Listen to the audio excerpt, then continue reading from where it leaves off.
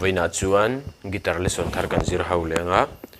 voina kan zir ho le tur chu Christian labu number zale somni pathumna Pathianin khawvel hmangaih ti hlakha Perhdan kan zir ho lengo hela hi a hlakaron play rem na nen hian G sharp in A sharp in la a G hian kan la le maianga ke po that fret a voin ma ke po nei lo tan po khan G top khan in lo sak pui le mai don yo akikal dan achu ngai ve kang ari khai nang lo dawanga ma sanga C ania ma hian D7 a chuan tia kan stramang down down up tikana down up khatia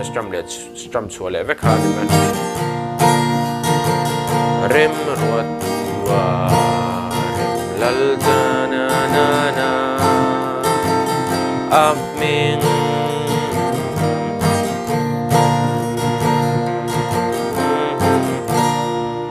khatia strum chu khan ni le mai a alanen karam play rem lenga